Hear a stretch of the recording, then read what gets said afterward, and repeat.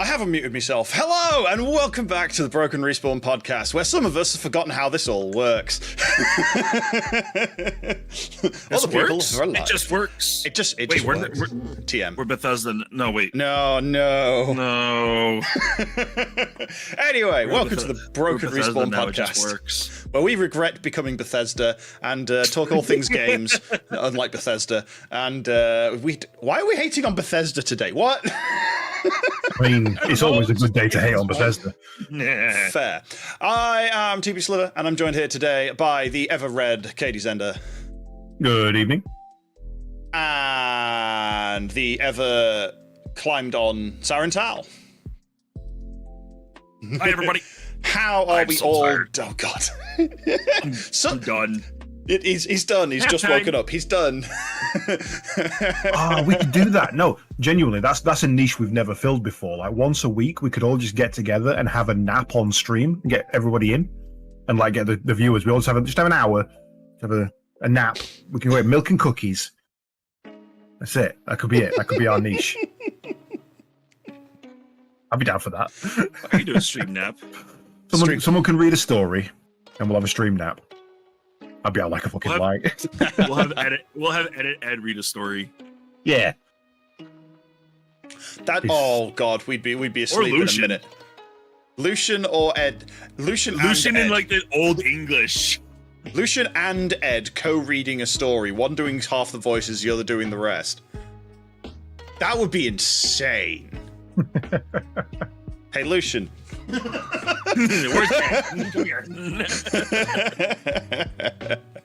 Anyway, what have we all been up to? It's been a month. Sorry. It's been a long time. What's happened? I don't know. I genuinely don't think I've been on podcast since Democracy dropped. I think you have. That sounds about right. Maybe one that same week. And I think you had, but that I don't. I have. Well, here before Caedes goes into his rant. There'll be plenty. There's plenty of rant. He's going to take up the rest of the hour here before I get anything. That's what we're going to finish on. Outlaws trailer. The new Star Wars Outlaws trailer. Oh God, I haven't seen it. I saw the vague release date. I haven't actually had a look at the trailer yet. Oh, it's so good. Yeah, I heard.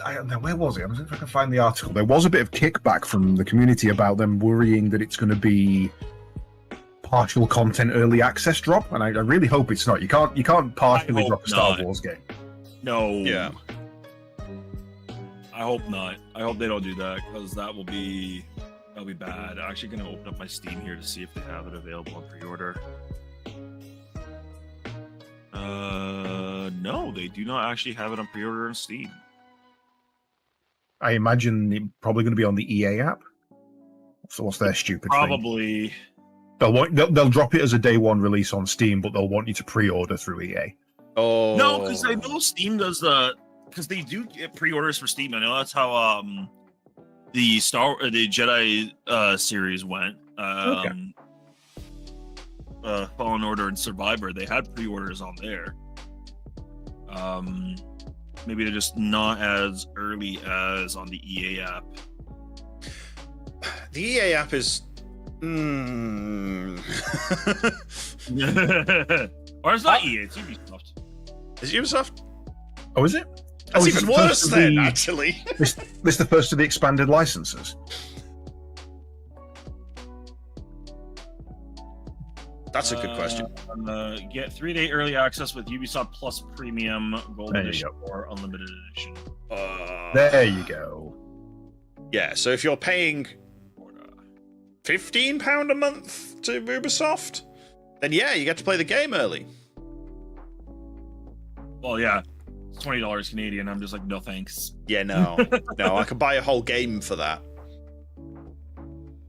I mean, if they Honestly, what I could do is I could just get the 1 month subscription and then finish the game with it. Just blitz it in a month. Probably will. You know what? On bigger games, I've been tempted to do that, but I play it like some of the big games that have come through, like Xbox Game Pass, PC Game Pass. Mm. Is it Xbox Game Pass or PC Game Pass? I'm so confused. Xbox. It's Xbox. Cool. On Xbox Game Pass. Wait, sorry, no, it's just Game Pass. It's Xbox Game Pass if you've only bought the specific tier that allows you access to Xbox only. Otherwise, it's just Game Pass. Yeah, because I pay for the whole damn lot, because why not? I cancelled mine. Gave up on it, just I weren't using it. I play enough secondary games on it that it kind of actually still pays for itself. Kind of, almost, just about. I think in about a year's time, if I cancel it, I'll have broken even on everything I would have bought. But yeah. Anyway, what? So looking for that. I was going somewhere with that, and my brain just fell off a cliff. No. Lady Sarin started using the brain, so I apologize. Right. That explains it. That explains it all. Anyway, we forgot how this works, guys. I don't know. It's been a month. I literally forgot how this. We need an adult. Adult? Adult? We don't adult. No, the yeah. We'll get the actual brains of the operation. Probably gonna be the oldest one here. No, the Hey. You are really just broke, aren't you? Your brain's we've all gone. just fuck. Like, all right, let's do this. We're ready. Okay, so what do we do? Well, I'll ask questions. You can get your brain engaged and answer. So, for those of us who don't actually know, what is Outlaws about? That's the way I've tried to avoid a lot of things about it, apart from general overviews. But it looks to me like, did you ever play Black and White? Beyond Good and Evil. It looks like it's got a similar vibe to that, where you're kind of, you're not really doing anything, but you're doing lots of things. That's a bad description, but that's what you get. That is a bad description. From what I'm seeing, because I'm the same. Where you guys know how I'm very much spoiler free in all the stuff I do. Yeah. From what I've seen in this, it's looking at the Star Wars universe and saying, screw the Empires, screw the Rebellion. They have their story. Let's focus on the next other major action, the crime syndicates. Okay. So it's going to be things like Black Sun. Yeah. So you got the Black Sun, you got the Hutt cartels, it's focusing around all those, and you're following the story of one particular character that's trying to make a name for themselves in those crime syndicates. Okay. Interesting. Do I get a speeder bike? You get a speeder bike, you get a ship, you have a little companion. Every game. This, I will say, does annoy me of late. R2-D2 was fine. We loved R2-D2. He was great. BB-8 took it too far. They pulled it back a little bit with what's the one from Survivor? BD1. BD1. They pulled it back with him because he was just enough cute and awesome to balance out. But not every goddamn show and game needs a specific droid. We don't have to have a cute companion droid in every bit of Star Wars. We don't. This one does not have a droid. It has a little animal of some kind. It's got a mammalian axolotl. It's what it looks like. Okay. Interesting. And that's your little partner in crime. Of course, there is series BX Commando battle droid that is in the game somehow. I don't exactly know what its story is in the game though. It's the BX. Is that the one with the stumpy head? No, it's the assassin droids. Oh, okay. Right, the assassin ones. So we'll see. Yeah, it's kind of cool, those things, to be fair. Yeah. I'm trying to find a decent trailer. That's where Outlaws is going to be. It's going to be more focused around the crime syndicate. Why not finish 1313? Because they don't hold the rights to it. Is the honest answer. Yeah. EA will not sell the rights to that game. They want it dead. That's the issue. Anything that's owned by EA, now they've lost exclusivity on the licenses. They don't want to give to anybody else. They never will. It's just that is dead and gone. And until EA go, yeah, sure, we'll give it another go. You ain't seen 1313. Which one's 1313? That's the one where it was a bounty hunter story. Yeah, it was set on Coruscant in a giant hole drilled into the floor, which was like an inverted hive. That's the level access for Coruscant. So that hole in the ground is how ships traverse the various levels of Coruscant. So it was level 1313 from the ground. That's how many levels there are. Yeah, because Coruscant is a giant hive city. It's a hive world, essentially. So you got the planet, and they got level 1, and level 2, level 3. Yeah. And that was the story of what's happening on level 1313. So from the trailers they showed and what little information they gave us, I got the impression that it was going to be a Star Wars Coruscant-based Assassin's Creed vibe, which I'm out of for. Maybe Assassin's Creed. I kind of felt more like Uncharted. Okay, yeah, that's fair. Yeah, that felt more like Uncharted than Assassin's Creed, but yeah. Oh, that's sorry. Just looking at the trailer on the thing, I do remember about Outlaws. If you have very limited force powers and you can get people to drop guns and stuff, and then you can send your little furry axolotl in to grab the gun and bring it back to you. I do remember that. I don't think it's got force powers. I think they're trying to stay away from the whole force power thing. I thought she had force. It's not manipulation, but the mind tricks. I thought she could do limited Jedi mind tricks. But again, this was 2-3 years ago when I saw the trailer, so I may be misremembering. Yeah, I mean, this is a story trailer here, so this is why it's going to make absolutely no sense without the voiceover, which is great. I've not seen any sort of hand wavy tricks, but definitely if the axolotl, the not axolotl, will run up and steal guns, great. Yeah. We'll call it a haxolotl. Haxolotl, yes. Haxolotl. How about we just call it Nyx, is what its actual name is. that we'll use that until we got a better name. Wait. Yeah, no, I'm kind of always on the fence with Star Wars content because there doesn't seem to ever be any middle ground with it. It's always either absolute tosh or the best thing ever. Yeah. I mean, look at Solo and Rogue One. I'll let you decide which one is which, but I liked both, so fuck you. Well, there's always one. Put movie on and take out brain, enjoy. There we go. I'm happy with those sort of things. I don't get to watch movies much these days, so yeah. Kremlin comparing Bad Batch and Andor. I've not seen either of those yet. Neither have I. In fact, I think Bad Batch is one of the next things on my to-watch list because I'm finally getting up to that point in history, as it were. Playlist catch-up. I have a couple of episodes of Critical Role, Shadow and Bone, and then I'm on Bad Batch in 16 episodes or so. So I'm coming up on season 1 of Bad Batch. Okay. Which means TV-wise, I'm finally caught up to 2021. Wow. Yikes. Yeah, and I'm in the pandemic, guys. You're in the pandemic and this is why you probably got to 2021 so quickly. Because there was just nothing released because everything closed. You get to 2022, be like, where's this lot come from? I mean, you say quickly. I had a look at my Plex's view history. Yeah. I've watched 8,000 episodes of TV in the last 2.5 years.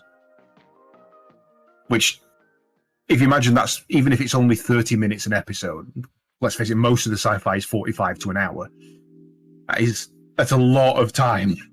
Yeah, that's holy what?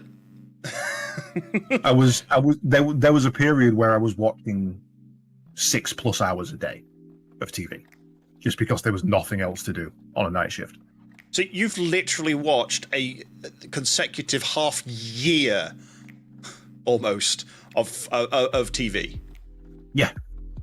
Like at the moment, my catch-up playlist is 10 days. As in, if I started right now and did not eat, sleep, or go to the toilet, I would be finished in 10 days.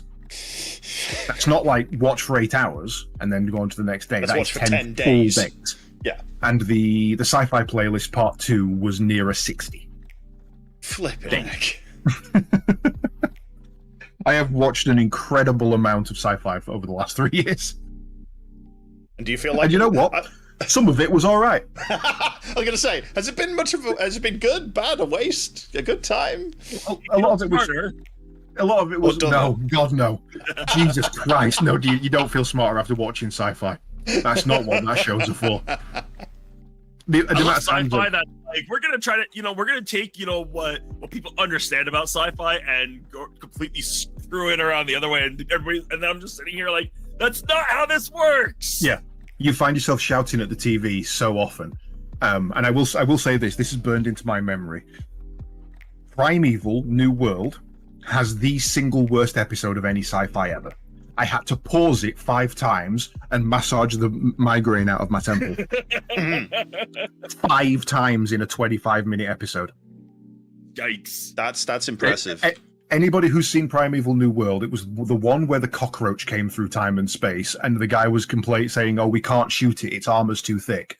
And I was saying, "Well, you haven't even tried, so you don't know that. Let's face it. Also, just get a bigger gun. That's how caliber works. That's how it works, right?" And then at the end, guess what he did? Shot it. It worked. I hate Primeval so bad. Sometimes you watch like the trailer for a sci-fi TV show, and you're like, this looks amazing, and then the first trailer is like, yeah, the first episode is like, yeah, here's the 20-second trailer that is the first 20 seconds of the show, and then it just falls off a cliff. It's like, oh no. There was some do that too. Oh god, yeah. There was some diamonds in the rough though. Like I'd never seen Battlestar Galactica, the 2009 series. That was an absolute gem.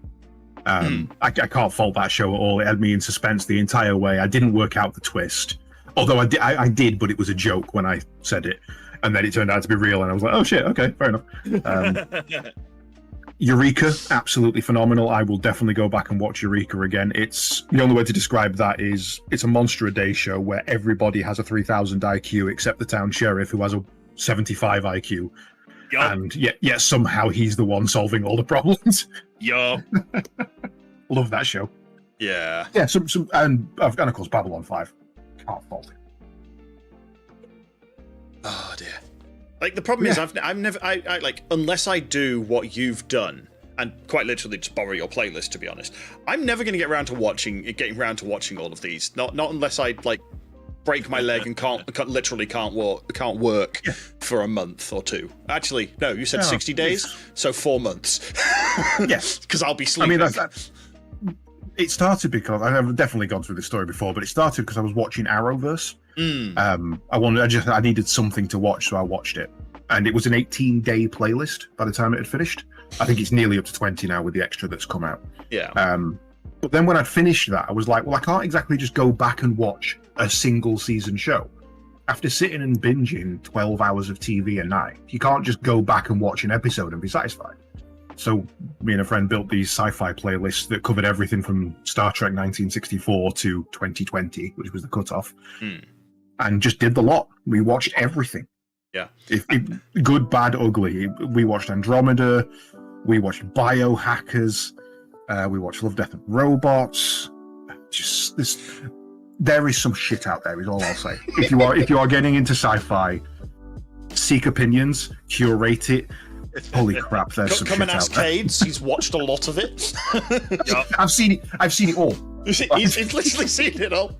I mean, the thing that gets me as well is, what was it? Your 87 to 2000 playlist was 20 hours. Your 2000 to the next 10 years was 60 hours or something fucking stupid. Oh no, days. Yeah, we I think one was 35 days, one was 64 days. Flippin' heck.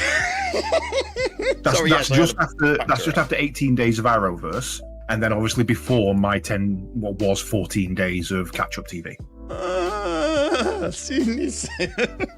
Don't do it. Don't do it. No, it's not worth it, man. It's not worth it. Would not recommend. No.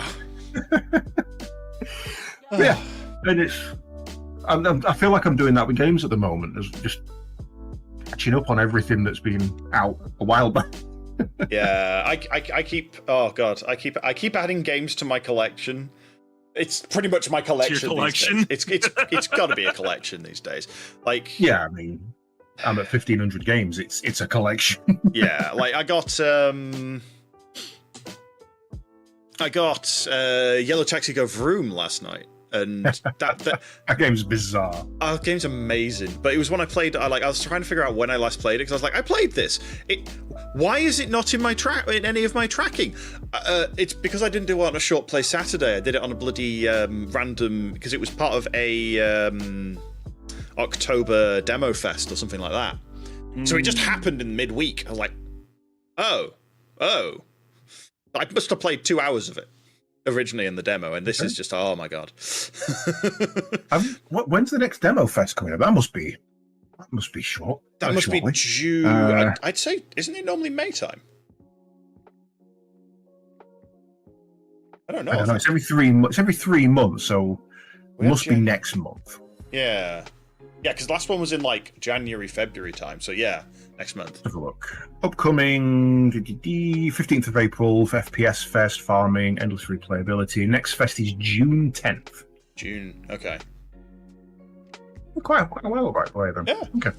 Good. I've got time to play some games. I don't think it's got. He had a demo. I don't know if it's still got one, but I know early access and NDA gets lifted for Manor Lords tomorrow, which looks pretty good.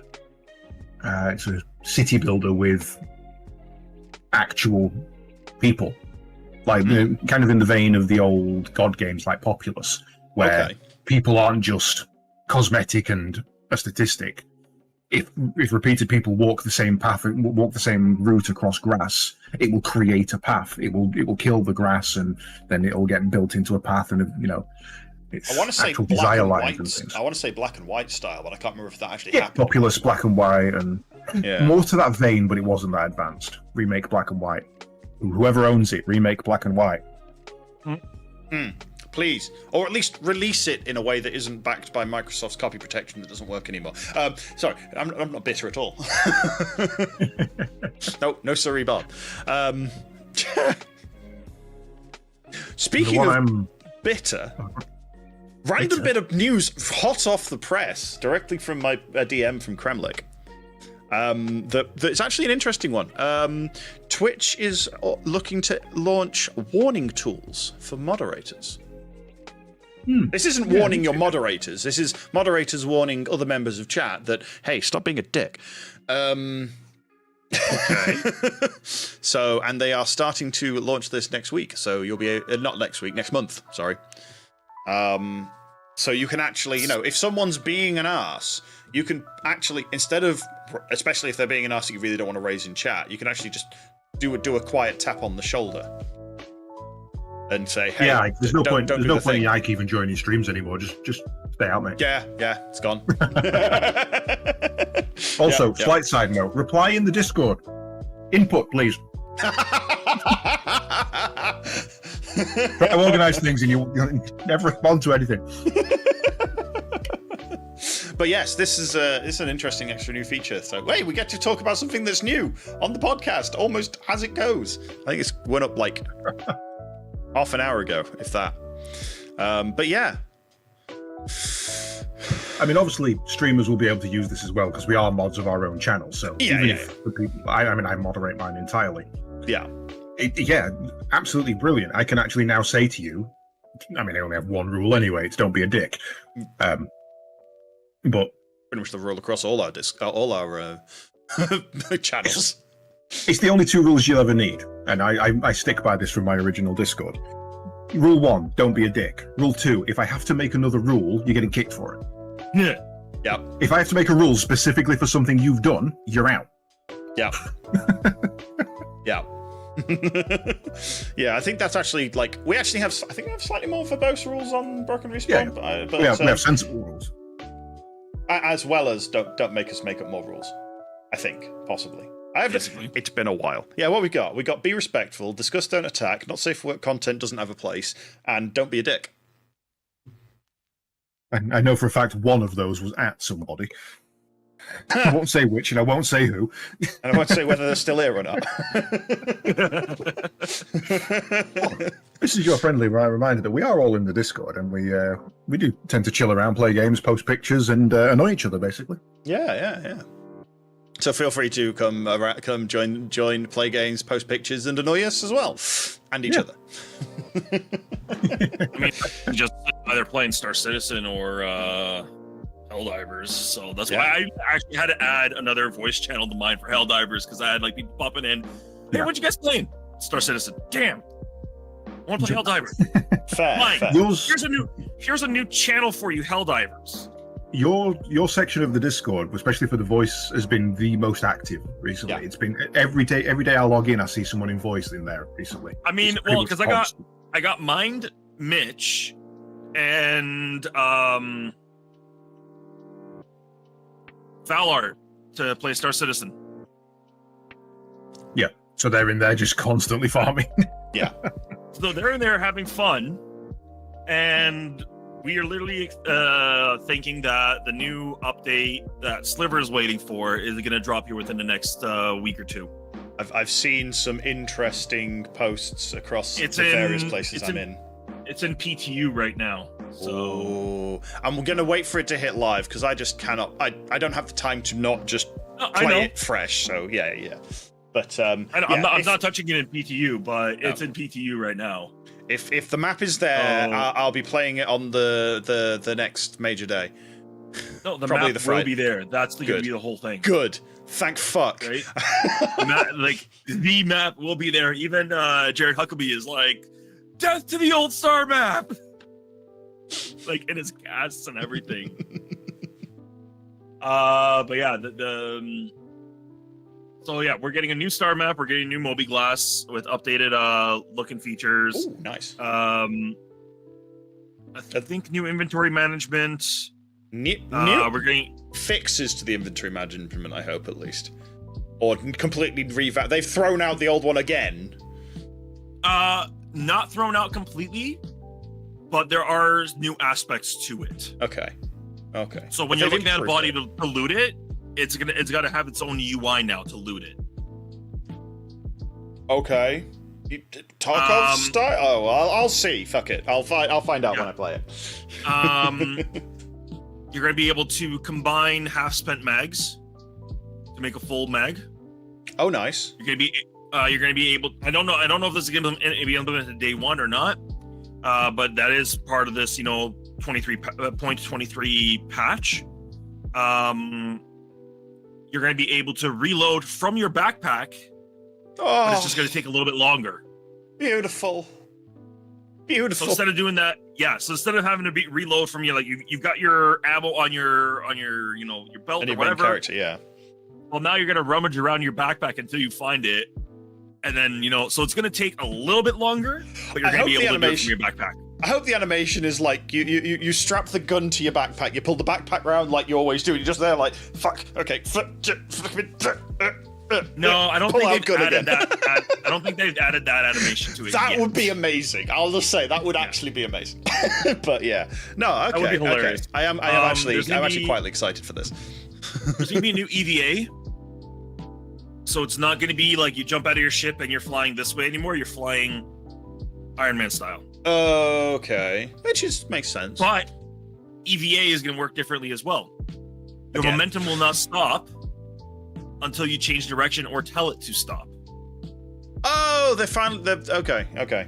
They're implementing. Right, so you can be traveling down a hallway without constantly pressing forward, and you'll be able to use your character to look around to see if there's anything else going on. So I know that that's going to be a huge change in EVA. It's not gyro lock. I've forgotten what the name of it is, but it's the same thing you can do you can actually do that now, but you have to keybind it. It's the same way you do with a ship of turn off inertial dampeners. Thank you. Something like that, yeah. Stabilization. No, not inertial dampeners. Maneuvering thrusters. They are maneuvering thrusters, but they are maneuvering thrusters, but yeah. So yes, you can do that. And it's going to be with the change in change in position on how the character flies will now make it easier to get on and off ships without that whole jank. Oh, you now don't have to worry about clipping your ankles as you're flying in, because you're flying in vertically and just going basically, as I've done many a time. Yeah, there's going to be a lot of those are all the major changes that are planned. I'm very interested to see how Master Mode works, and of course they're adding. Master Modes is the new flight system. Oh, okay. whereas you're either in fast travel or in combat ability. Okay. Oh, that changed. Yes. So okay. If your engines are going full tilt, you have no shields and weapons, but your shields are stored in a buffer, so that as soon as you go into a combat, your shields are up. Ah, okay, that's good. That's interesting. Yeah. Right? We'll see how that works. The reason they made that change is because you have light fighters that are traveling at the same speed as a big ship, have the maneuverability to just do circles around them and take them out, and the big ship can't get away. So now it's, if you want to chase it down, so, you're lowering your shields to keep up. Yes. Okay. But you can't fire. And you can't fire because your weapons and shields are locked out, right? So if you're chasing someone, you're literally just chasing them. So they did this to kind of encourage more, lower speed combat, but they're also reducing the range that you can engage combat as well. Okay. So it's gonna feel more like I could see the guy where I'm shooting. Like there's so many changes. Like I definitely will be, experiencing them all on stream. That's gonna be a fun. That's gonna be a fun one. So when that drops, keep an eye on the Discord. There will be posts probably in the Rebel Fleet and across the rest of it as we plan when we're going to actually all dive in. So keep an eye out for that. Cool. I was going to say, I don't think we can stop Caedes anymore.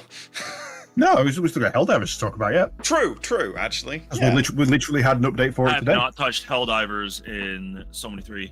I'll be honest, I'm intending on playing it. I'm intending on playing it straight after this, so feel free to join me. That sounds like a plan. I would love to. I don't think I'll be able to. I know we've got plans to go. Hey, like, it's a day I can finally sit at my computer, and I can't. We've made other commitments. But yeah, so today they dropped the technically 4th war bond, the 3rd of the expanded war bonds anyway. So we got a explosive crossbow, a grenade pistol, a semi and full automatic mode marksman rifle. You had me a crossbow. Yeah, I was going to say, like, when did this drop? Oh, this dropped on the 4th. 10 a.m. This dropped at 10 a.m. this morning. Sorry, it was announced on the 4th. There we go. Yeah, this was 11 hours ago, essentially. Okay. I'll pull up a link so I can scroll through it. Though my personal favorite is the new, technically a marksman's rifle as well, I guess. It's a bolt action, medium armor piercing, explosive marksman's rifle with a 200 mag scope. And it drops everything. I'm absolutely in love with this thing. My Scorcher ain't getting a look in no more. Oh dear. We wiped out the automatons, and they went, haha, no you didn't, and re-pushed into the galaxy from outside. And they're currently swarming us and absolutely shredding our defenses. We haven't been able to hold a planet against them yet. Good. The bugs are taking this opportunity to re-escape confinement, shall we say. Bastards. Yeah, they're going to be a problem for us. We've also mined some sound files from the game, which refer to squiddies, which means the Illuminati are probably close. Which means we're going to have a flood race to deal with. Oh no, that's not a pistol. That's a grenade launcher. It is a grenade launcher. Oh my god. Yeah, it's an 8 single shot per reload, but it's an 8 grenade capacity grenade pistol. Wow, it's fun. You know what? I say I say I don't like microtransactions and stuff, but I think they've probably just earned the new war bonds they've just sold. The thing is, it's not a microtransaction if you play the game. No. I bought the game for let's say $25 whatever the conversion is. And yes, I could have put that up to 35 and got the additional war bond with it, but there was nothing in there that I wanted. I mean, I'll be honest, I'm going to do it at the end of the month to support the devs because I've already sunk 200 hours into this game. It's definitely been worth the money. Yeah. But by the time the first war bond came out, which was one a month essentially, I'd already earned enough in-game currency to buy the next 2. I have not, unfortunately. So, but that's the thing. If you play, you'll just earn it passively. You can get them. It's why I really like the way they've done the monetization in this game, because it's every time you pick up a super credit, isn't it? Super credits. Every time you pick up super credits in a mission, that's 10 super credits to each person in that party. There is a 1% chance that will be 100, not 10. Oh, wow. So don't count on it, and it's always 10. I've seen it twice. Yeah, but like that means that play 100 missions with that. Play 100 missions and pick that up, which I wouldn't be surprised if there is actually a super credit in each mission somewhere. It's a loot table, so it's possible. Yeah, the chances are reasonable that you'll get one. Maybe every other. So 200 missions. I won't go into the details of it, but there is a farming method. It's not just 1 super credits per mission. It's the farming method is basically find a bunker or an area that has multiple, pick them up, they go to your account instantly, you don't even have to extract. So Alt F4, come back in, do the same mission, drop in right on top of them, grab them, leave. Alt F4, just do that on repeat. If you really, really want them, you can just grind them. But I want to play the game. Oh yeah, but yes. We found this out when the game wasn't playable, when you couldn't join matchmaking, you couldn't play with other people, it was constantly crashing. That's when we did it. Yeah. So we walked out with 3,000, 2,000 super credits between a couple of people, or each for a couple of people. Yeah. And then we went and bought a load of cool armor, and we spent the lot. Yeah. And then when the game fixed, we went and played. And while playing, I've earned enough for the next 2. I don't even have to farm for next month's war bond. I already can afford next month's war bond. They've kind of, like most games, try and monetize FOMO, the feeling of missing out. Yeah. Most games do it wrong, especially things like Call of Duty and Modern Warfare and Warzone and things like that. Yeah. They go, here is a season pass. All the content in this season pass you have to pay to get, or you have to pay to get 50% of it or earn it quicker, whichever method they're using. But after 3 months, it's gone. After that season, you can never earn it again. So you better grind, you better do your missions, you better do your dailies. Just keep playing. Otherwise, you're going to miss out. Or you can pay to skip a level. That's the annoying one. Yeah, the really frustrating thing. It's a new method of pay to win. You're not buying the good stuff. You're buying quicker access. Pay to progress, at least. Yeah. Helldivers also monetizes FOMO, but in a way that is irrelevant for what gear you get. All gear is viable. There is nothing in that game that you cannot complete a mission with. Yeah. I'll say maybe the fucking explosive liberator, because what the fuck is that thing? And if you're on absolute beginner gear, you're probably not going to make it through. But you literally can't buy the better gear. No, you can. You just can't upgrade your ship.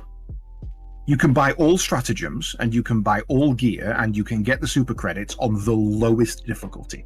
You can play solo on trivial and earn everything except ship upgrades. Oh right, yeah. The only thing that's available for the higher missions is the samples. Yeah, so there's no way to 7 for the samples. Like I say, there's no way to buy your way through the levels, as it were. So you can't do that. There is still that FOMO of the war is progressing. I want to fight on the level on Creek. This planet's going to get taken. I'm not going to get a chance to enjoy this particular bit of the campaign. And I've seen people posting like, I don't want to go to bed because this planet's going to, this what they call major order is going to finish, and I want to be there for it. I want to be there when we take my level on Creek, that kind of thing. Yeah. So the feeling of missing out is I don't want to buy my way through the gear just to say I've got it in case it gets buffed and I want it again later. I want to play the game because interesting things are happening. Yeah, the FOMO is the emergent gameplay that's coming from it. I love this word, emergent gameplay. It's an amazing term, and this is what it is. They've managed to. There is quite literally a DM. Hi, Joel. It's one guy who just sits there, and I was saying this the other day. If the game gets bigger and bigger, and they want to, there's no reason they couldn't just say, "Okay, Joel, stick with the automatons. That's your job now. Dave, you're dealing with the bugs. Now we've got 2 GMs. You don't need to coordinate 2 factions and have them. We're doing one this week, one next, one. Do what you want. Let's have 2 major orders at once. Let's split the community. We have enough players now." It's been a phenomenal game, and there's no part of it I don't enjoy. They're constantly taking feedback. Perfect example is the really crappy shoulder-mounted infinite ammo laser cannon. They designed it as a equivalent of an infinite ammo machine gun. It was designed to strafe down units. Well, most people didn't see it like that. They see a laser cannon and think that's anti-tank weaponry. It didn't work for that. Yeah. So they've changed it. It now is anti-tank.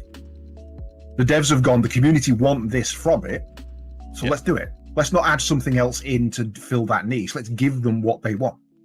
They're also and then they put in something else, which is an infinite ammo machine gun. Yeah. And they're also listening. They're also listening. And then the one thing I will say, especially on the balancing side, they're not afraid to break some eggs. They are not afraid to annoy people by going, yes, we're not going to keep powering you up. We're going to actually nerf this thing that you love. Go play with a different weapon, please. I disagree with that. I think the way you balance things is you never nerf the highest value. You always buff the lowest value. You make new things viable. Don't make current things not viable. Yeah, but that's the way you should. That's the way you should balance. Yeah, and I understand the thoughts on that, but also I understand where they come from with this. Is that if they bring the lower and reduce the upper to where they want them to be full, then you don't end up with a power creep. You kind of bring everything within balance, and you never want everything to come in level. You always want it to have there's going to be a weapon that's really good against charges. You're always going to have a weapon that's really good against little things. I run around with the semi-automatic shotgun because it's fun. Last week, the flamethrower was one of the worst weapons in the game. This week, it's utterly viable, and I've been loving it. They've buffed that flamethrower much, though. And it's still bugged. It's still not doing the damage it should. And today, one of the ship upgrades that dropped buffs it by another 25% on direct fire damage. Wow, it's an insane piece of kit now. I love saying. So then they introduce new, bigger, more scary enemies and tell no one about it. Yes, they've done that 4 times. They've done that at least twice that I can think of. And there's a fourth one that we haven't encountered yet, because in the sky over some of the automaton, there is stealth battleships that you can see. You can see the outline of them in the skybox, but we don't know what they are. Yeah, I've never encountered one of the machines. 200 hours, I've never encountered the factory walker. Don't know how to deal with it. I don't know what it does. I don't know why it does it, and I don't know how to kill it. Yeah, never encountered it. I want to encounter some of the things that I know have come in, because it's just I want to play. And one of the things I do love as well is that they are constantly claiming ownership of the game and not letting it get out of hand. Yeah. A couple of days back, there was a comment on the forums that got out of hand, and it was basically somebody saying, "Managed democracy is all well and good, but what about people who don't share that political viewpoint?" Traitor. Yeah, was the overwhelming response. Then people genuinely started coming in and wanting maybe put a monarchy in the game, so people have got this to, maybe put this in the game, maybe put that in the game, so that we can have what we want from the game. We can have our beliefs represented. Yeah. And you know what Arrowhead did? Banned the lot of them. Every single person on both sides of the argument. We are not having a political discourse. Get out. That's not what this game is about. I didn't see that coming. Holy fuck. They just banned 150 people. Done. Get out. Wow. Fuck. Wow. That is how you set precedent. That's... and that's a wrap, kids. Let's go. That's the stream. We're done. Don't fuck with Joel. don't. I must say, actually, no. All jokes aside, Arrowhead have done an amazing job of keeping the community together, even though there is obvious, managed democracy. It's very political in name and style, but it's definitely. They've proven it is A, tongue-in-cheek, and B, don't fuck with it. Well, the other thing as well is, in Starship Troopers, the whole managed democracy thing that they have is 100% corrupt. The whole Clendathu could never have launched a rock across that distance. Buenos Aires was a black flag event. It was just a population control. That's all it was. People are obviously assuming that's what's happening in this one. There's no evidence of that. This is a sensible way of voting. We're fighting for the freedom of people. The people who aren't on planets being attacked by automatons and bugs genuinely live a good life. Yeah. There is no. Yeah, it all seems it's like an actual utopia in a war, which is really bizarre. I'm assuming it is corrupt because that's what a utopia is. It's a dystopia in disguise. Yeah. But for now, I mean, everything's above board. There's nothing shady about them. Yeah, I mean, and as far as you ever see, we're the Helldivers. We are on the front line. There like, unless they do like any more side story stupidity because they can, you're not going to see any of that because it's not. It's a video game. Go out, land on a planet, shoot bugs or mechs. Yeah, it all comes in through the comments that the crew make. And I actually found out yesterday that every single ship has different crew. They're all the same people and all the same voice lines, but they're all named differently. So my friend, the weapons officer on my friend's ship is called Bjorkson, and mine is Gonzalez. Even the crew have their own little personality and vibe to them and shit. But then there's that big TV that tells you all the news events and things, and that's where you get the lore of the universe from. Yeah. And one of the ones for the automatons is we've basically wiped them all out, and then they've cowardly attacked our back lines, kind of thing. And the comment is proving that the automatons never had any intention of peace. We eradicated them. Peace was never an option. Because there was a voice line found in somewhere in there that was the automatons saying that where they were going to wipe us all out, they were going to push us back to Super Earth, and they were going to confine us. And once they'd confined us on Super Earth, they were going to do what we could never do, which was leave. They were going to leave us. They were going to stop us from gaining space travel again and just leave us on the planet. They didn't want to wipe us out. They wanted to contain us because we're a threat. Mm-hmm. That's it. And we were like, nope, I'll die. Get him. Yeah, no, I like. There's also ones that you occasionally hear if you're stood in your in your ship for a while. Like you hear radio static with a voiceover saying it's like something like it's all corrupt, it's all a lie. It's like. What? The Ministry of Truth has said that that's just random background radiation. Stop spreading democratic heresy, please. Thank you. Well, okay, yeah, sorry, fine, okay. Yeah, see? One of my favourite ones is if you talk to the character, she lists off something in binary, and then she says it's one of the first messages we ever received from the automatons, and we believe it means destroy all humans. Death to all humans, because it's Bender from Futurama. It's the binary code for his catchphrase. Oh! my shiny little tiny joke. No, it's destroy all humans. Death to humans. Death to humans. Oh! I wish it was bite my shiny metal ass, to be fair.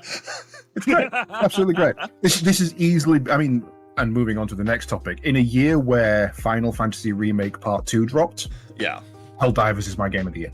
And it's not even close. Yeah. And that's not because of how bad Final Fantasy is, but how good Helldivers is. Yeah. It has absolutely nailed it on every front. Mm-hmm. Yeah. Yeah, like I'm just looking at the games I've got from this year, and I've got Nightingale and Helldivers 2 in here, and those are the only ones that I've played that are from this year. And Helldivers 2 wins. Just, yeah. That's insane. Yeah, I mean... What actually is my playtime right now? As of having to come off of Helldivers to do this stream, which is an undemocratic action. Honestly, if I get back to the ship and the democracy officer has got a gun pointed to my head, I'll understand. Yeah. 171 We're spreading democracy hours through the stream. Yeah. Exactly. We're encouraging new Helldivers. Yeah. This stream is authorized by the Ministry of Truth. And Helldivers 1 is still a great game. It's still a playable and amazing game, but it doesn't hold a candle to what they've managed to do with this. Like, I do remember when Helldivers 2 was coming out, I was like, I'm excited for this, but also I was terrified that it was going to be another complete farce. I mean, especially on the tailcoat of the number of complete failures that have happened over the last year. Like the vampire game that I can't remember the name of. Valheim. No, not Valheim. Valheim was V Rising. No, V Rising was good as well. I mean the Okay.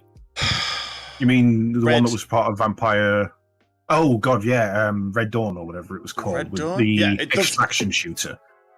The supposedly Left 4 Dead ripoff. What everyone thought was going to be an extraction shooter turned out to be was actually meant to be an action video game, and ended up as mediocre as shit. I've forgotten the name. I forgot it even existed. The only reason I remember is because it was mentioned the other day. Yeah. Is it Red Dawn? It was Red Dawn. No, it's not Red Dawn. I can't remember the name of it. It's so bad that we've forgotten it. Yeah. But there was that. It's not worth remembering. Yeah, there was Skull and Bones, which flopped so fucking hard because it was plain. My playtime on that is 12 seconds. I didn't even bother. I installed it, booted it, and then just couldn't be bothered. Yeah, it's interesting because we've obviously got other games, and that's obviously a weird statement, but we've got a Starship Troopers game. Mm-hmm. But if you want to play Starship Troopers, I recommend Helldivers. Yeah. And we've got Terminator games. But if you want to play Terminator, play Helldivers. I recommend Helldivers. And we've got Warhammer games. But if you want to play a Warhammer shooter, I recommend Helldivers. And we've got StarCraft games. But if you want to play a StarCraft shooter, I recommend Helldivers. It's become such a recommendation just for all the things. Yeah. Just Redfall. Stargate. There we go. I found it. Redfall. There we go. Redfall. Stargate Command. I forgot about that. XCOM in the Stargate universe. There's a Stargate game. Play Helldivers. Yeah. It's just. That's really annoying because like the Stargate. Is the Stargate game even out yet now?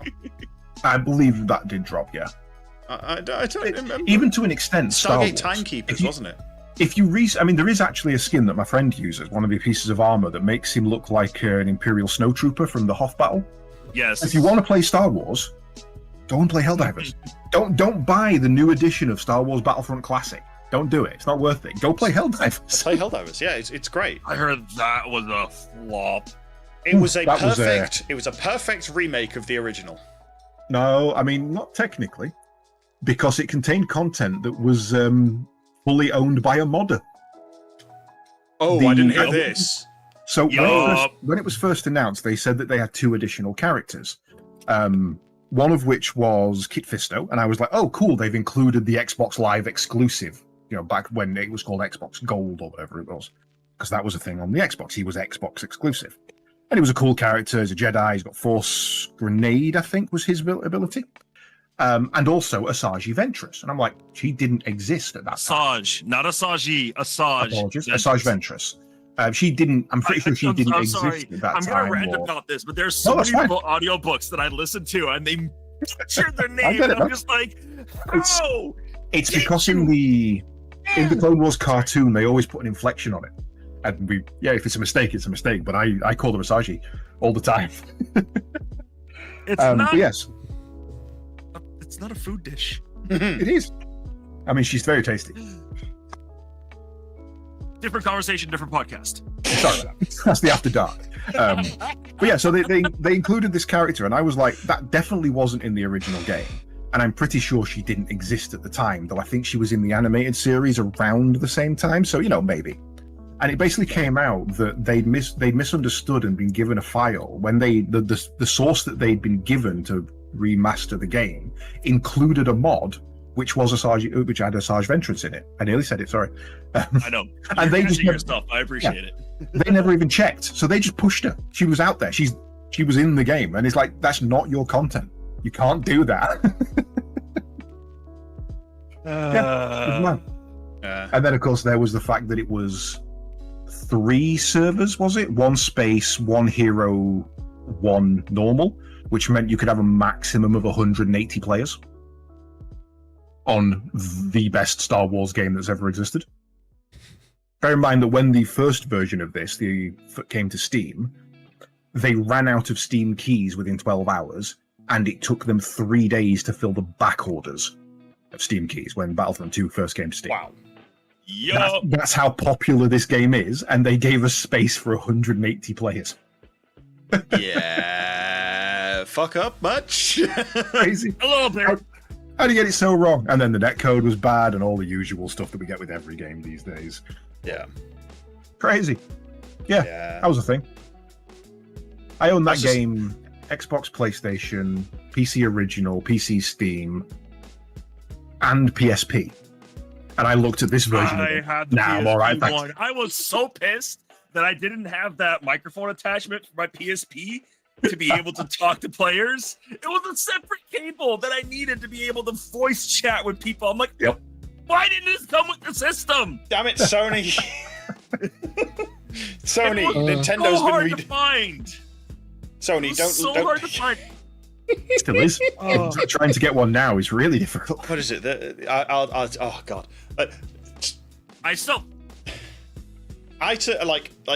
Tool. What the fuck? Brain. Console add-ons. Like, I'm fairly sure Nintendo have been borrowing from Sony's playbook for a while, because Sony are really bad for it these days. Nintendo are really bad for it these days. I mean, do you remember on the Wii, you could...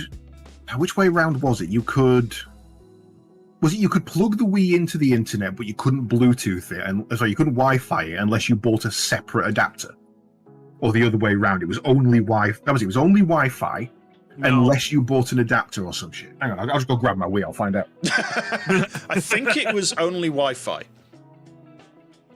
Because I don't think so. We didn't have any. It's only Wi-Fi. It's got 2 USB ports on the back. That's it. Okay. I thought it was. If you wanted to do wired, i.e. good internet speed, because Wi-Fi back then was 1.3 and it was shite. Oh god. You had to buy an adapter to plug into USB to run an Ethernet cable through. Bizarre. He really did go and grab the Wii. Yes, he did. Ironically, I do have a USB adapter for my laptop for Ethernet, but that's because it's too damn thin. What was it? What system was it? I want to say it was my Xbox. You needed to buy a Wi-Fi adapter for it to be wireless. Hang on, I'll check. Let me grab it. We're talking original or 360? 360. I don't think there was ever wireless for the Xbox. 360 standard edition definitely has an Ethernet port. I know that much because I always had. Because I had an argument with the guy in Asda about that. So I'm gonna say 360. It didn't, because I know the one I had didn't have Wi-Fi. The original white ones did not have Wi-Fi. You had to get an add-on that clipped into the back. The black Elites had Wi-Fi built in. Elites were the ones that had the Wi-Fi. Yeah. Because what I ended up doing, because I couldn't be bothered, is I had a Wi-Fi card on my computer. Nice. Okay. So I used the Wi-Fi card on my computer to get the Wi-Fi internet. I rerouted my Ethernet port to work to my Xbox, and I got internet that way. Nice. I can match that on Jenkins because I used a mobile internet hotspot with a 3G card in it, hooked it into my computer via USB, and then DSL cabled it across as a shared connection to my Xbox. Nice. You could do some jank shit with the 360. It was awesome. I mean, it was a computer's networks card settings. That's what I messed with. Yeah. Right. You can switch it from being a input to If you want to go far enough sideways, there's a project called the Dream Pi, which is what I'm planning on building for my Dreamcast. The Dreamcast, every single model came with a original modem, 56k modem, and there was a broadband adapter that gave you Ethernet. It's £300 each right now. Yoicks. Yeah, and it's been £300 or more for the last 10 years. They did not make many of them.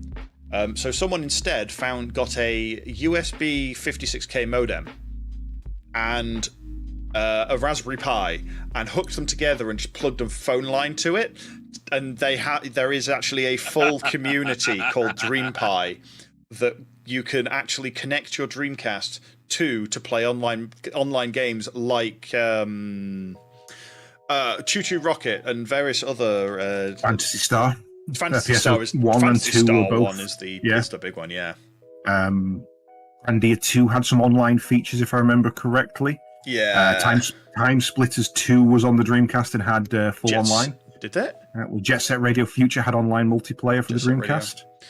Alien Front Online. I didn't know that there was a Time Splitters. Is there a Time I'm Splitters sure Dreamcast? Time Splitters. I'm sure Time Splitters was on. Time was Splitters on the never Dreamcast, left. I think. I thought Time Splitters never left PlayStation. What shooter did I play on a Dreamcast then? Good question. It's only PlayStation. That's not video true, 'cause game. it was on GameCube. I've got it on GameCube. It's behind me. Oh, I know. Time Splitters 1 was on PlayStation 2. Time Splitters 2 and Futures.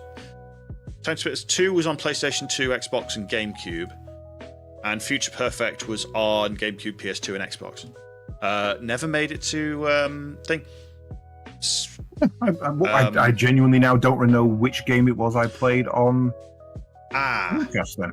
When did the PS2 release? The PS2 released in 2001. Time Depending where you were. Time Splitters 2 released 8th October 2002. The Dreamcast was already dead. Dreamcast didn't die until 2015. Well, people were still making games for that for so long. A game for the Dreamcast came out 2 months ago. Yeah. People are still making it, but it had lost all market traction. It had lost all market traction by then. It was as good as dead in the developers' eyes. No one was going to make anything for it that wasn't already well planned. Because it'd be 3-4 years to get a game out.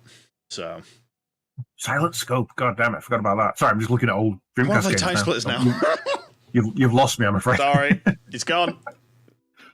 Gone forever. We got a Ike's guy saying, guys, has anyone told you you're old? Yes, we are. Ike, if you want, tomorrow I'll bring down my two Dizzy and 1 Paperboy games that are on cassettes from the ZX Spectrum. Do you want me to bring my Spectrum? Let's play. We'll hook it up in the hotel. I'm sure the hotel's got a CRT with coax input, right? I'll have to have a tenor. I'll have to have a analog. Because I don't have there is a HDMI output for that I want to get for it, but it's £100, and I really haven't got round to getting that. You just save your money. You want to spend £700 on the new RetroTink? Don't. I've been looking at the Dreamcast games I need to get, and I'm crying because one of them's £300. The RetroTink 4K is so pretty. Yeah, you're only as old as you feel. So someone get my coffin ready. I was going to say I'm already pushing up daisies. I've heard of Telstar. I don't know what it is. What's a Telstar? That's wasn't they the provider? No, it's a machine, I believe. I mean, it's an instrumental or a communication satellite. I'm old enough to remember the theremin.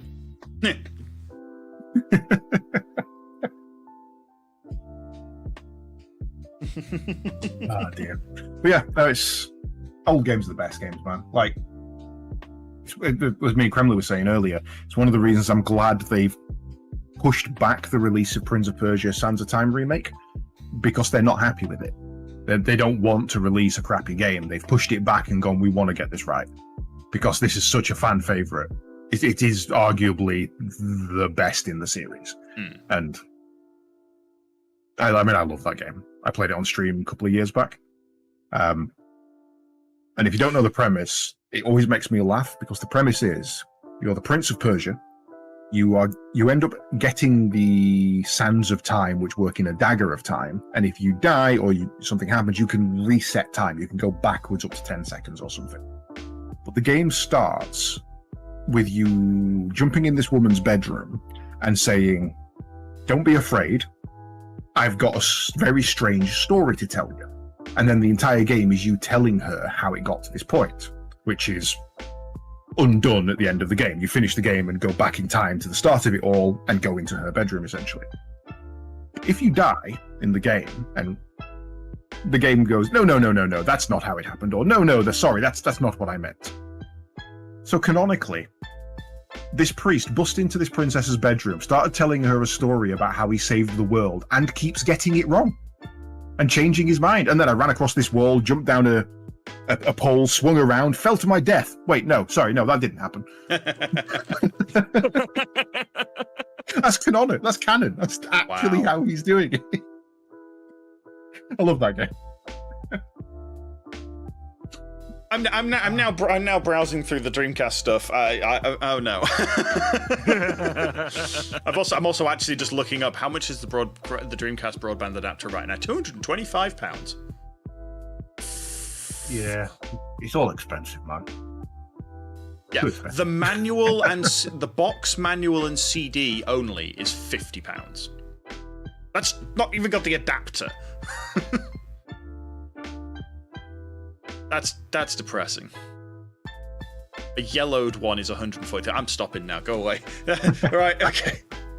Oh dear. Good job. Good job. What else we got coming out? There is actually one at the end of this month. For those of you who like Dragon Ball and Akira Toriyama, the artist who sadly passed away last month, he's got a new game coming out, which is essentially a survival JRPG called Sandland.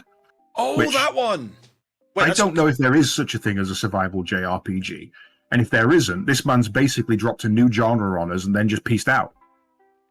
Which is very Toriyama, to be fair. Yeah. That's very fair.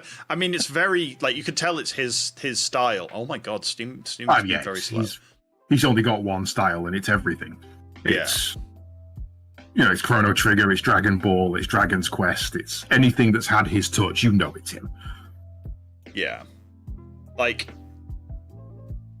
it's yeah, as soon as you see the main character, you're like, yep, Dragon Ball. Yeah. And if that didn't tip you off, as soon as you see any vehicle, you'll know it. Yeah, it seems like it's going to be a typical JRPG, but with some level of survival and, you know, crafting in that. Yeah. It looks interesting. I am actually very intrigued. Yeah. It's based on an old shonen he did like years ago. You can go buy the manga and read the story right now. Yeah. And the thing is, it's a story continues. It's not even like it's not a it's a sequel to the shonen. Yeah. Which is great, because it means it's all going to be new stuff. It's not like this is the other thing. It's going to be stuff no one's seen. Like, it's almost a gift from him before he passed on. I don't know if there's an anime out, to be honest. Let's find out. If there is, brilliant, because I could do with watching it. There's a teaser trailer. Don't believe there's an anime. Yeah, I don't think it's ever hit anime. No, here we go. There is something listed on IMDb. Maybe it was coming up. 2023, apparently. Let's have a look. Maybe they started it.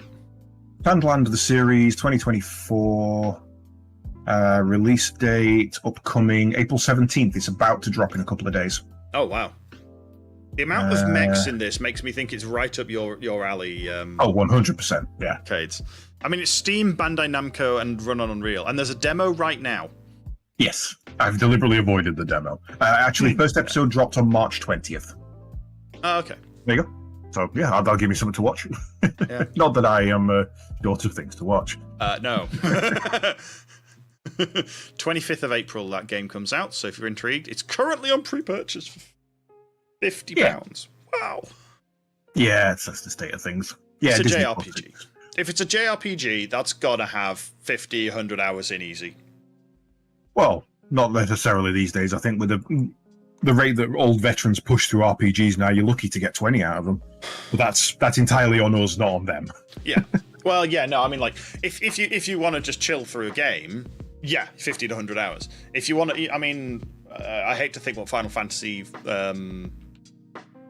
brain is. Rebirth, Final Fantasy 7 Rebirth, yeah, has got down to in the people that are trying to run it as fast, the speedrunners. But you know what? Let's have a look, see if we've got any updates we could do. Because how many hours are you at, Caedes?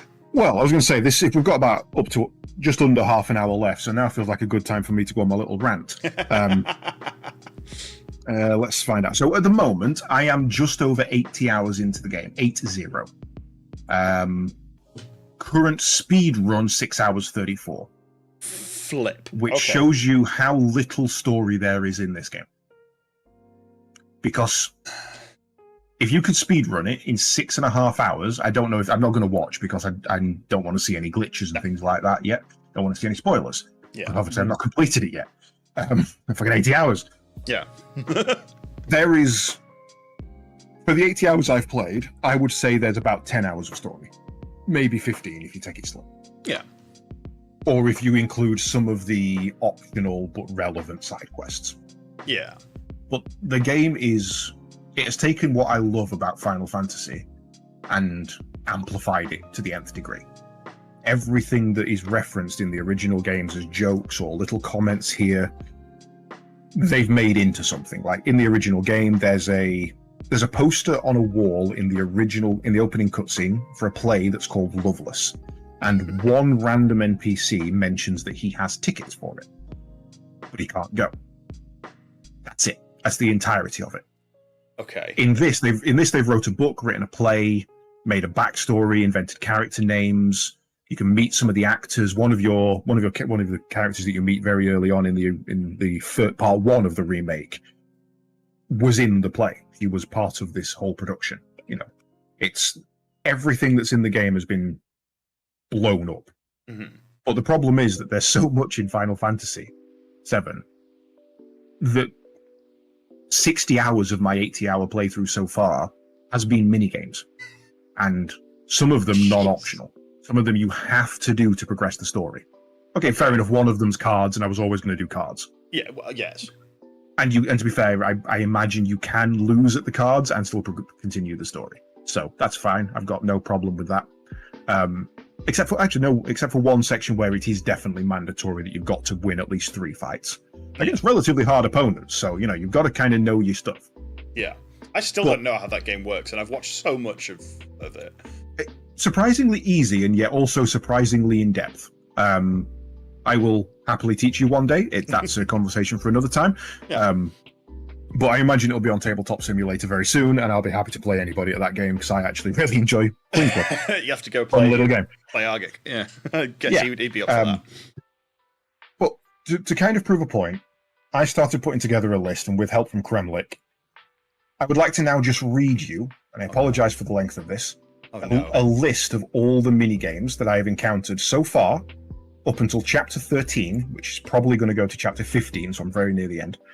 So if you don't want spoilers, obviously tune out now because this is going to give you a lot of spoilers. So we have the Queen's Blood card game. There's usually 4 of those in every single area, if not more.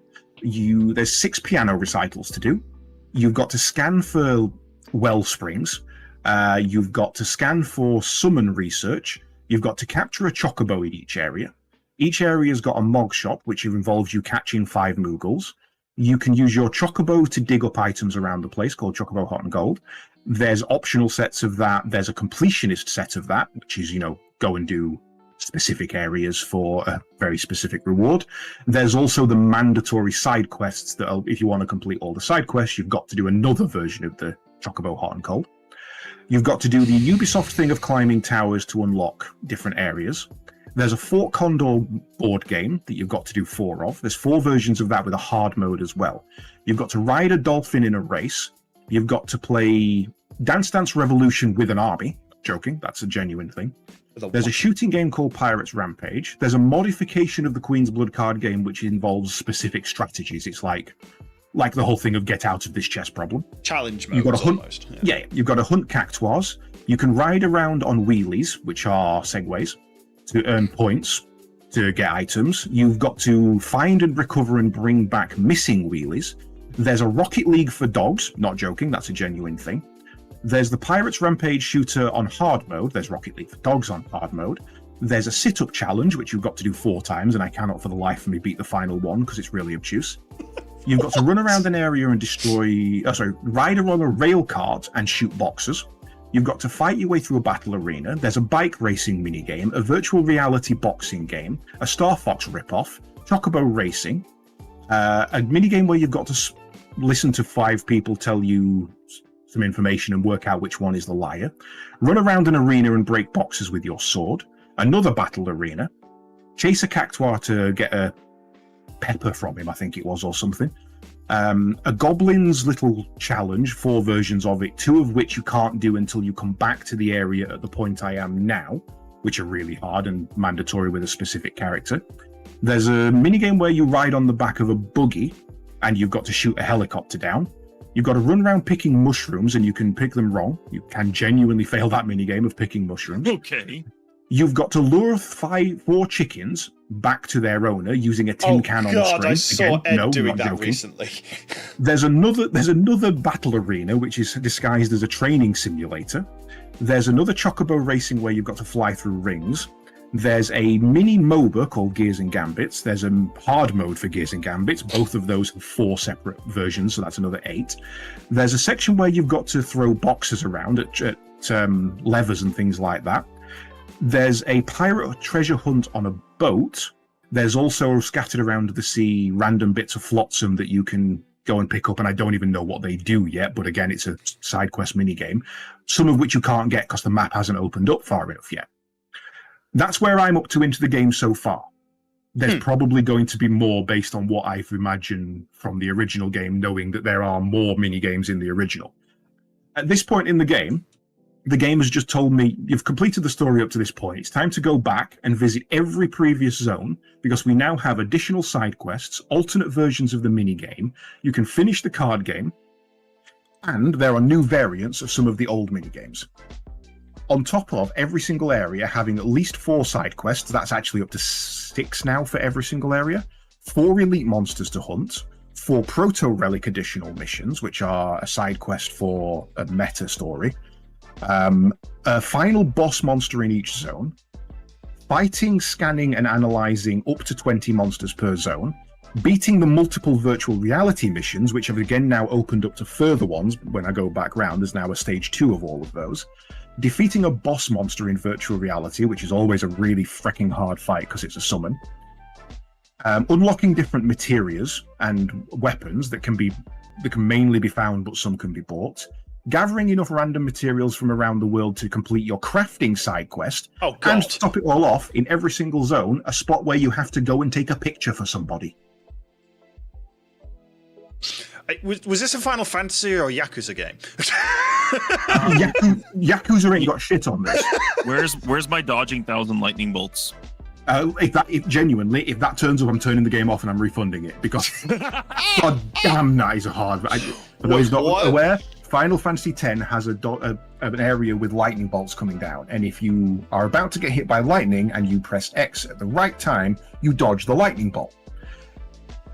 If you would like an ultimate weapon, do that 200 times without getting hit. Not 200,000. 1,000, sorry, I do apologize. I'm also expecting a skipping. I literally sat there with my brother with a pen and paper, ticking off each time I dodged it until we got to 1,000. It's not okay. It's not 1,000 without ever getting hit. It's 1,000. No, it's 1,000 in a row. Depends on the version. On the original version, it's 1,000 without taking a hit. On the Steam release, you can take it.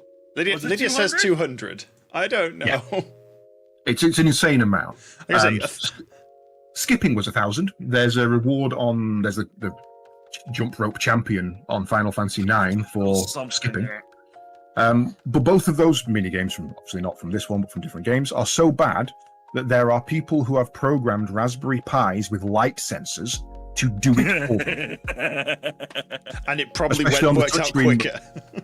I for the skipping one, I actually built a macro and just put the pad down. I manually I worked out the acceleration of the skipping based on when you would need to press the button and when the next one would need to be pressed with a variance. And I programmed a macro to do it for me because it was so hard. I just went and fucked off and got it. and I only did that because I have beat it myself once properly, and I'm never doing that again. Okay, fair. Yeah. Oh, and on top of that, the very final thing you've got to do is about half, maybe in the 3rd zone, something like that. You meet a character who's in some trouble, and at the end of it all, he has a hotel, shall we say, and he wants to make the place look cool. So he says, here's 150 stands. Go out in the world and find items that we can display. And these are like things you buy from shops, little quest rewards here and there. Some of them you can dig up. It's just random stuff that doesn't have a purpose other than being on this wall.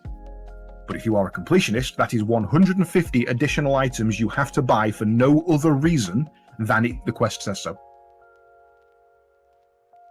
That's it. It's just completely pointless. And bear in mind, I love this game. What they've done with the story, they've enhanced one of my favorite games of all time to the nth degree, where the story is phenomenal. I have been taken aback by the quality, the quantity, and the, how to put it, the surprises that they've shown me. Because there's stuff I didn't even think they would touch on that they've made into their own whole thing. God damn, 60 hours of this game have been minigames. Like, and the thing that really winds me up is in the game and in the original, there is a place called the Gold Saucer. It is a carnival designed for minigames. It's where you go and spend your downtime. It's the world's playpen.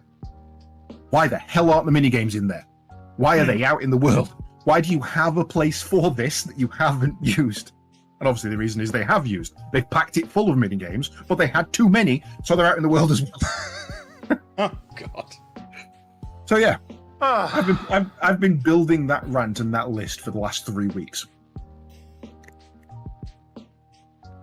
This is why we need to do these podcasts more often. Yeah. We can't let Caedes simmer for 3 weeks. No, he overflows. Oh, I haven't. I've been ranting to anyone who'll listen. Fair. Yeah, now you have an entire crowd. And I'll be honest, I've been ranting to 3 people who didn't want to listen. I'm about to spend the week, like a day and a half with Caedes. I'm going to get ranted at. Well, put it this way, Sliver. Tomorrow Saturday we're going snowboarding. Snowboarding's one of the mini games. I just haven't got to it yet. Oh my God! And on that note, so now, I think on that note, I think that's it. Because I think mine and Sarin's brains have checked out, and Caedes wants to go spread some democracy. So I need to shoot some bugs cathartically. That's what I think I'm going to do as well. So I think that's going to be it from us. Who would like to go first for the shout out? Can I go first? Can I just go? Yeah, okay. My name is CaedesEnder. I play Final Fantasy Rebirth. Please save me. Please save me from this awesome game. I stream on Twitch. I am doing other things, but the Sliver's been slow, so we don't get to do other things. And yes, you can find me on Twitch. That's about it at the moment, but hopefully more content coming soon. Sarin. I'm SarinTal. I play mainly sci-fi based games, so you'll see me on Helldivers, Star Citizen. I need to get back into Horizon Zero Dawn. Boss Buzzard bought that one for me. But there's just so much going on with Star Citizen right now. Yeah, you guys usually see me on Friday, Saturday, but this Friday I am not here. Family commitments came up, so I will see you all on Saturday for the next Star Citizen Overdrive mission. If you guys do want to follow up with that, make sure you hit join into the Discord. In the Rebel Fleet, you'll be able to find all information on that, as well as my referral code if you do enjoy what you're seeing. Sliver.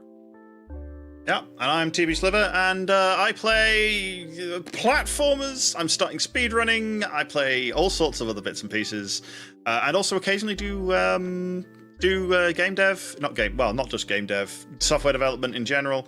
I'll eventually get around to the things that they both mentioned or not mentioned. Hey, Sliver, did you do the thing? No. Because I've got another project that I'm going to need someone to help me with. I can't escape.